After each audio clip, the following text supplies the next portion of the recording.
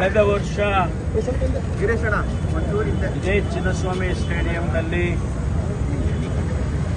ಆದಂಥ ದುರ್ಘಟನೆ ತಮಗೆಲ್ಲರಿಗೂ ಕೂಡ ಗೊತ್ತಿದೆ. ಸುಮಾರು 11 ಜನ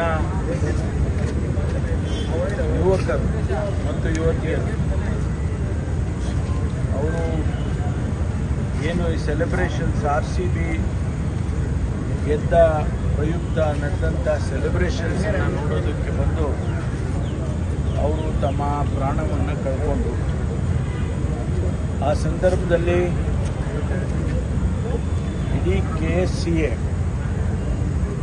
ಆಮೇಲೆ ಸರ್ಕಾರ ದೇಶದ ಮತ್ತು ಅಂತಾರಾಷ್ಟ್ರೀಯ ಟೀಕೆ ಟಿಪ್ಪಣಿಗಳಿಗೆ ಒಳಗಾಗಿತ್ತು.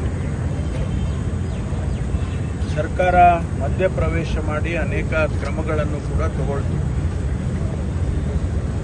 ಆ ಸತ್ತಂಥ ಯುವಕ ಯುವತಿಯರ ಕುಟುಂಬದವರಿಗೆ ಸರ್ಕಾರ, ಮುಖ್ಯಮಂತ್ರಿಗಳು, ಉಪಮುಖ್ಯಮಂತ್ರಿಗಳು ಮತ್ತು ನಾವೆಲ್ಲರೂ ಕೂಡ ಸಾಂತ್ವನವನ್ನು ಹೇಳಿದ್ವಿ.